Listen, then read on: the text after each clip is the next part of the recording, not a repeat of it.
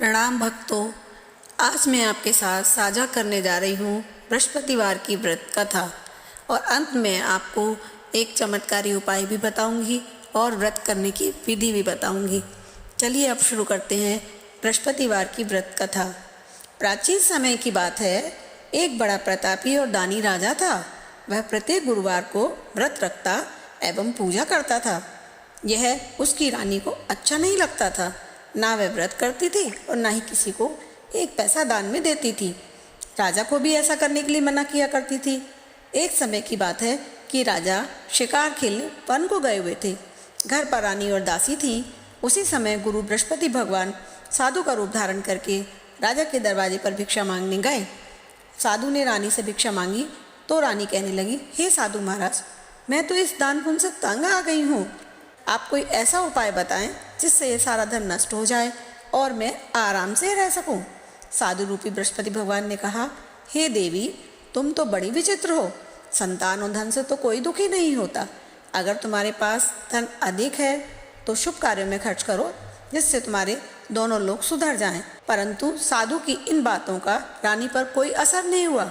उसने कहा, मुझे ऐसे धन की जरूरत नहीं जिसे मैं औरों को दान करती फिरूं तथा जिसको संभालते संभालते मेरा समय बर्बाद हो। साधु ने कहा, यदि तुम्हारी ऐसी ही इच्छा है तो मैं जैसा कहूँ वैसा ही करती जाना। बृहस्पतिवार के दिन तुम घर को गोबर से लीपना, अपने केशों को धोना, केशों को धोते समय स्नान करना, राजा से हजामत बनाने को कहना, भोजन में मांस मदिरा खाना, कपड़ा धोबी के यहाँ धुलने डालना। इस प्रकार 7 बृहस्पतिवार करने से तुम्हारा समस्त धन नष्ट हो जाएगा। इतना कहकर साधु बने बृहस्पति भगवान अंतर ध्यान हो गए। साधु के कहे के अनुसार रानी ने ऐसा ही किया। 3 बृहस्पतिवार ही बीते थे कि उसकी समस्त धन संपत्ति नष्ट हो गई। भोजन के लिए परिवार तरसने लगा। एक दिन राजा रानी से बोले, हे रानी, तुम यहीं रहो, मैं दूसरे देश को जाता हूँ, क्योंकि देश चोरी परदेश भी बराबर है। ऐसा कहकर राजा परदेश चले गए। वहाँ जंगल में लकड़ी काट कर लाता और शहर में बेचता। इस तरह वह अपना जीवन यापन करने लगा। इधर राजा के बिना रानी और दासी दुखी रहने लगी। एक समय जब रानी और दासियों को 7 दिन बिना भोजन के व्यतीत हो गए तो रानी ने अपनी दासी से कहा कि हे दासी, पास ही के नगर में मेरी बहन रहती है, वह बहुत धनवान है। तू उसके यहाँ जा और कुछ लेकर आ जा, जिससे कि थोड़े दिन गुजर बसर हो जाएगी। दासी रानी की बहन के पास गई। उस दिन बृहस्पतिवार था। रानी की बहन उस समय बृहस्पति भगवान की व्रत कथा सुन रही थी, इसलिए वह दासी से ना बोली। दासी को बहुत बुरा लगा और रानी से आकर बोली, रानी, तुम्हारी बहन तो बहुत पैसे वाली है, वह छोटे लोगों से बात भी नहीं करती। मैंने तुम्हारी बहन से कहा तो उसने मेरी बात का कोई उत्तर नहीं दिया और मैं वापस चली आई। उधर रानी के बहन ने सोचा कि मेरी बहन की दासी आई थी, परंतु मैं उससे नहीं बोली, इससे वह बहुत दुखी हुई होगी। कथा सुनकर वह पूजन समाप्त कर वह रानी अपनी बहन के घर गई और कहने लगी, हे बहन, मैं बृहस्पति भगवान की व्रत कथा सुन रही थी। जब तक बृहस्पतिवार की व्रत कथा सुनते हैं तब तक बोलते नहीं हैं, इसलिए मैं ना बोली। कहो बहन, क्यों गई थी? रानी बोली, बहन, हमारे घर अनाज नहीं था। ऐसा कहते कहते रानी की आंखें भर आईं। उसने दासियों समेत भूखा रहने की बात भी अपनी बहन को बताई। रानी की बहन बोली, बहन देखो, बृहस्पति भगवान सबकी मनोकामनाएं पूरी करते हैं, देखो शायद तुम्हारे घर में अनाज रखा हो। यह सुनकर दासी घर के अंदर गई तो वहाँ उसे एक घड़ा अनाज का भरा हुआ मिल गया। उसे देखकर वह बहुत हैरान हुई, क्योंकि उसे एक बर्तन देख लिया था। उसने बाहर आकर रानी को बताया। दासी रानी से कहने लगी कि हे रानी, जब हमको भोजन नहीं मिलता तो हम रोजे ही व्रत करते हैं। अगर इनसे कथा की व्रत विधि पूछ ली जाए तो हम भी इसको किया करेंगे। दासी के कहने पर रानी ने अपनी बहन से बृहस्पतिवार के व्रत की कथा पूछी, उससे विधि पूछी। उसकी बहन ने बताया, बृहस्पतिवार के व्रत में चने की दाल और मुनक्का से विष्णु भगवान का केले की जड़ में पूजन करें तथा दीपक जलाएं, पीला भोजन करें तथा कथा सुने। इससे गुरु भगवान प्रसन्न होते हैं, मनोकामनाएं पूरी करते हैं। व्रत और पूजन की विधि बताकर रानी की बहन अपने घर लौट आई। रानी और दासी दोनों ने निश्चय किया कि बृहस्पति देव भगवान का पूजन जरूर करेंगे। 7 रोज बाद जब बृहस्पतिवार आया तो उन्होंने व्रत रखा। गुड़साल में जाकर चना और गुड़ भी लाई तथा उसकी दाल से केले की जड़ का विष्णु भगवान का पूजन किया। अब पीला भोजन कहाँ से आए? दोनों बहुत दुखी हुई, परंतु उन्होंने व्रत किया था, इसी कारण बृहस्पति भगवान प्रसन्न थे। एक साधारण व्यक्ति के रूप में 2 थालों में सुंदर पीला भोजन लेकर आए और दासी को देकर बोले, हे दासी, यह भोजन तुम्हारे लिए और तुम्हारी रानी के लिए है, तुम दोनों भोजन कर लेना। दासी भोजन पाकर बहुत प्रसन्न हुई। उसने रानी को सारी बात बताई। उसके बाद से वे प्रत्येक बृहस्पतिवार को गुरु भगवान का व्रत और पूजन करने लगी। बृहस्पति भगवान की कृपा से उसके पास धन और धान्य हो गया, परंतु रानी फिर आलस करने लगी। तब दासी बोली, देखो रानी, तुम पहले से ही इस प्रकार आलस करती थी, तुम्हें धन रखने में कष्ट होता था, इसी कारण सभी धन नष्ट हुआ। अब गुरु भगवान की कृपा से हमें दोबारा धन की प्राप्ति हुई है, तो हमें दान पुण्य करना चाहिए। भूखे मनुष्यों को भोजन कराओ, प्याऊ लगवाओ, ब्राह्मणों को दान करो, कुआं, तालाब, बावड़ी, बाग, बगीचों आदि का निर्माण कराओ, मंदिर, पाठशालाएं बनवाओ, यज्ञ दान करो, कुंवारी कन्याओं को विवाह करवाओ, अर्थात धन को शुभ कार्य में खर्च करो, जिससे तुम्हारे कुल का यश बढ़ेगा और तुम्हारे पूर्वज प्रसन्न होंगे। दासी की बात सुनकर रानी शुभ कर्म करने लगी, इससे उसका यश फैलने लगा। एक दिन रानी और दासी आपस में विचार करने लगी कि न जाने राजा किस दशा में होंगे। उधर राजा परदेश में बहुत दुखी रहने लगा। वह प्रतिदिन जंगल से लकड़ी बीनकर लाता और उसे शहर में बेचकर अपने दुखी जीवन को बड़ी कठिनता से व्यतीत करता था। एक दिन दुखी हो अपनी पुरानी बातों को याद करके वह रोने लगा और उदास हो गया। उसी समय राजा के पास बृहस्पति भगवान साधु के रूप में आकर बोले, हे लकड़हारे, तुम इस सुनसान जंगल में किस चिंता में बैठे हो, मुझे बताओ। यह सुनकर राजा के नेत्रों में जल भर आया। साधु की वंदना कर राजा ने अपनी सारी कहानी सुना दी। महात्मा दयालु होते हैं। वे राजा से बोले, हे राजा, तुम्हारी पत्नी ने बृहस्पति भगवान के प्रति जो अपराध किया था, जिसके कारण तुम्हारी यह दशा हुई थी, अब तुम निश्चिंत हो जाओ, चिंता नहीं करो, भगवान तुम्हें पहले से अधिक धन देंगे। देखो, तुम्हारी पत्नी ने भी बृहस्पतिवार का व्रत प्रारंभ कर दिया है। अब तुम मेरा कहना मानकर बृहस्पतिवार का व्रत करके चने की दाल व गुड़ जल के लोटे में डालकर केला का पूजन करो। फिर कथा सुनो और कहो, भगवान तुम्हारी सारी मनोकामना पूरी करेंगे। साधु की बात सुनकर राजा बोला, हे प्रभु, लकड़ी बेचकर मुझे इतना पैसा ही नहीं मिलता जिससे मैं भोजन करने के उपरांत को बचा सकूं। मैंने रात्रि में अपनी रानी को व्याकुल देखा है। मेरे पास कुछ भी नहीं जिससे मैं उसका हालचाल मंगवा सकूं। फिर कौन सी कहानी कहूँ, यह तो मुझे मालूम नहीं है। साधु ने कहा कि हे राजा, मन में बृहस्पति भगवान के पूजन व्रत का संकल्प लो, वे स्वयं तुम्हारे लिए कोई न कोई रास्ता बना देंगे। बृहस्पतिवार के दिन तुम रोजाना की तरह लकड़ियाँ लेकर शहर में जाना। तुम्हें रोज से दुगना धन प्राप्त होगा, जिससे तुम भली भांति भोजन कर लोगे तथा बृहस्पति भगवान की पूजा का सामान भी आ जाएगा। जो तुमने बृहस्पतिवार की कहानी के बारे में पूछा है वह इस प्रकार है। बोलो बृहस्पति भगवान की जय। प्राचीन काल में एक बहुत ही निर्धन ब्राह्मण था। उसके कोई संतान नहीं थी। वह नित्य पूजा पाठ करता। उसकी स्त्री वह न स्नान करती थी, न किसी देवता का पूजन करती। इस कारण ब्राह्मण देवता बहुत दुखी थे। भगवान की कृपा से ब्राह्मण के यहाँ एक कन्या उत्पन्न हुई। कन्या बड़ी होने लगी। प्रातः स्नान करके वह विष्णु भगवान का जप तप करती, बृहस्पतिवार का व्रत भी करती। पूजा पाठ समाप्त करके पाठशाला जाती तो अपनी मुट्ठी में जौ भर के ले जाती और पाठशाला के मार्ग में डालती ही जाती। लौटते समय वही जौ स्वर्ण के हो जाते थे तो उनको पीनकर घर ले आती थी। एक दिन वह बालिका सूप में उन सोने के जौं को फटक कर साफ कर रही थी कि तभी उसकी माँ ने देख लिया और कहा, हे बेटी, सोने के जौ को फटकने के लिए तो सोने का सूप ही होना चाहिए। दूसरे दिन गुरुवार था। कन्या ने व्रत रखा और बृहस्पति भगवान से प्रार्थना की, हे भगवान, मुझे सोने के जौ को फटकने के लिए सोने का सूप दे दो। बृहस्पति भगवान ने उसकी प्रार्थना स्वीकार कर ली। रोजाने की तरह वह कन्या जौ फैलाती हुई पाठशाला चली गई। पाठशाला से लौटकर जब वह जौ बीन रही थी तो बृहस्पति भगवान की कृपा से उसे सोने का सूप मिला। उसे वह घर ले आई और उससे जौ साफ करने लगी, परंतु उसकी माँ का फिर भी वही ढंग रहा। एक दिन की बात है, कन्या सोने के सूप में जौ को साफ कर रही थी। उस समय उस नगर का राजकुमार वहाँ से होकर निकला। इस कार्य को देखकर, कन्या के रूप को देखकर उस पर मोहित हो गया। राजमहल आकर भोजन त्याग कर, जल त्याग कर उदास होकर लेट गया। राजा को जब इस बात का पता चला तो वह राजकुमार के पास गए। बोले, बेटा, तुम्हें किस प्रकार का कष्ट है? किसी ने तुम्हारा अपमान किया है अथवा और कोई कारण हो तो कहो, मैं वही कार्य करूँगा। तब राजकुमार ने राजा को उस लड़की के घर का पता भी बताया। मंत्री उस लड़की के घर गए। मंत्री ने ब्राह्मण के समक्ष राजा की ओर से निवेदन किया। कुछ ही दिन बाद वह ब्राह्मण की कन्या का विवाह राजकुमार के साथ संपन्न हो गया। कन्या के घर से जाते ही ब्राह्मण के घर में पहले की भांति गरीबी का निवास हो गया। अब तो खाने के लिए भी अन्न बड़ी मुश्किल से मिलता था। एक दिन दुखी होकर ब्राह्मण अपनी पुत्री के घर गए। बेटी ने पिता की दुखी अवस्था को देखा और अपनी माँ का हाल पूछा। ब्राह्मण ने सभी हाल कहकर सुनाया। कन्या ने बहुत सा धन देकर अपने पिता को विदा कर दिया, लेकिन कुछ दिन बाद फिर वही हाल हो गया। ब्राह्मण फिर अपनी कन्या के घर गया और सभी हाल कह सुनाया। तब कन्या ने कहा कि हे पिताजी, आप माताजी को यहाँ ले आइए, मैं उन्हें वह विधि बता दूंगी जिससे गरीबी दूर हो जाएगी।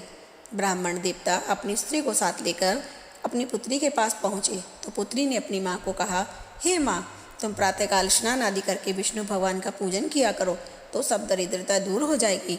परंतु उसकी माँ ने एक भी बात नहीं मानी। प्रातः उठकर अपनी पुत्री की बच्चों की जूठन को खा लिया। एक दिन उसकी पुत्री को बहुत गुस्सा आया। उसने कोठरी से सभी सामान निकाला और अपनी माँ को बंद कर दिया। प्रातः उसे स्नान आदि करवा के पूजा पाठ करवाया तो उसकी माँ की बुद्धि ठीक हो गई। अब वह प्रातःकाल नियम से पूजा पाठ करने लगी और प्रत्येक बृहस्पतिवार को व्रत भी रखने लगी। इस व्रत के प्रभाव से मृत्यु के बाद वह स्वर्ग को प्राप्त हुई। वह ब्राह्मण भी इस लोक के सुख भोग कर स्वर्ग को प्राप्त हुआ। इस तरह कहानी कहकर साधु देवता वहाँ से अंतर्ध्यान हो गए। धीरे धीरे समय व्यतीत होने लगा। फिर बृहस्पतिवार का दिन आया। राजा जंगल से लकड़ी काटकर शहर में बेचने गया। उसे उस दिन और दिनों से अधिक पैसा मिला। राजा ने चना गुड़ आदि लाकर बृहस्पति भगवान का व्रत किया। उस दिन से उसके सभी कलेश दूर हो गए। परंतु जब अगले गुरुवार का दिन आया तो वह बृहस्पति भगवान का व्रत करना भूल गया। इस कारण बृहस्पति भगवान नाराज हो गए। उस दिन उस नगर के राजा ने विशाल यज्ञ का आयोजन करवाया तथा अपने राज्य में यह घोषणा करवाई कि सभी लोग मेरे यहाँ भोजन करने आए, किसी के घर चूल्हा ना जले। इस आज्ञा को जो नहीं मानेगा उसको फांसी की सजा दी जाएगी। राजा की आज्ञा के अनुसार राज्य के सभी लोग राजा के यहाँ भोजन करने गए, लेकिन लकड़हारा कुछ देर से पहुंचा, इसलिए राजा उसको अपने साथ लेवा ले गए और बैठा के भोजन करा रहे थे तो रानी की दृष्टि उस खूंटी पर पड़ी जिस पर उसका हार लटका हुआ था।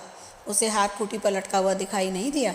रानी ने निश्चय कर लिया कि यह हार इसी लकड़हारे ने चुराया है और उसी समय सैनिकों को बुलवाकर उसको जेल खाने में डलवा दिया। लकड़हारा जेल में विचार करने लगा कि न जाने कौन से पूर्व जन्म हैं जिनके कारण मुझे यह दुख प्राप्त हुआ है, और जंगल में मिले साधु को याद करने लगा। तभी बृहस्पति भगवान साधु के रूप में प्रकट हुए और कहने लगे, अरे मूर्ख, तूने बृहस्पति भगवान की कथा नहीं की, इसी कारण तुझे दुख प्राप्त हुआ है। अब तू चिंता नहीं करना। बृहस्पतिवार के दिन जेल खाने के दरवाजे पर कुछ पैसे पड़े मिलेंगे जिनसे तुम पूजा का सामान मंगवा लेना। अगले बृहस्पतिवार को उसे जेल के द्वार पर 4 पैसे पड़े मिले।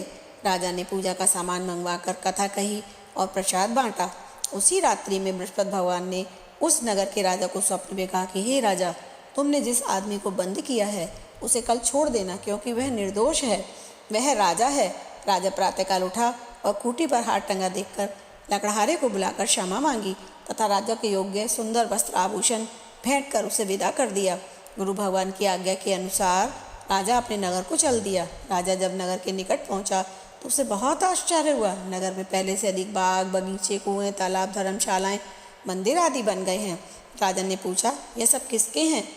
तब लोगों ने कहा कि ये रानी और दासी के हैं। तब राजा को बहुत आश्चर्य हुआ और गुस्सा भी आया कि उसकी अनुपस्थिति में रानी के पास धन कहाँ से आया होगा।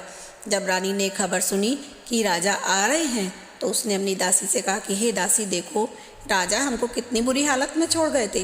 वह हमारी ऐसी हालत देखकर लौट ना जाए, इसलिए तुम दरवाजे पर खड़ी हो जाओ। रानी की आज्ञा के अनुसार दासी दरवाजे पर खड़ी हो गई और राजा आए तो उन्हें अपने साथ महल में लेकर आई।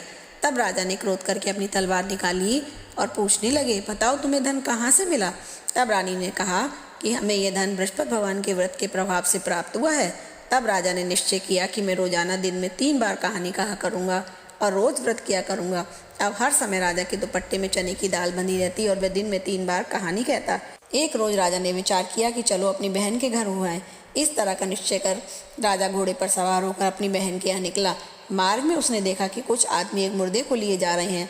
उन्हें रोककर राजा कहने लगा, अरे भाइयों, मेरी बृहस्पति भगवान की कथा सुन लो। वे बोले, हमारा तो आदमी मर गया है और इसको अपनी कथा की पड़ी है। परंतु कुछ आदमी बोले, अच्छा कहो, हम तुम्हारी कथा सुनेंगे। तब उन्होंने अपनी कथा कही। सुनकर मरा हुआ आदमी राम राम करके खड़ा हो गया। राजा आगे बढ़ा। उसे चलते चलते शाम हो गई। आगे मार्ग में उसे किसान खेत में हल चलाता हुआ मिला। राजा ने उससे कहा कि भाई, मेरी बृहस्पतिवार की कथा सुन लो। किसान कहने लगा, जब तक मैं तेरी कथा सुनूंगा, जब तक 4 हरैया जोत लूँगा। जा अपनी कथा किसी और को सुनाना। राजा के आगे जाते ही किसान के बैल पछाड़ खाकर गिर गए और किसान के पेट में बहुत ज़ोरों से दर्द होने लगा। उसी समय किसान की माँ रोटी लेकर आई। जब उसने देखा तो पुत्र ने सब हाल कहा। तभी माँ दौड़ी दौड़ी गई और राजा से कहा कि चलो, मैं तुम्हारी कथा सुनूंगी, तुम अपनी कथा मेरे खेत पर चलकर कहना। राजा ने उसके खेत पर जाकर कथा कही, जिसको सुनते ही बैल खड़े हो गए और किसान के पेट का दर्द बंद हो गया। राजा अपनी बहन के घर पहुंच गया। बहन ने भाई की खूब मेहमानी की।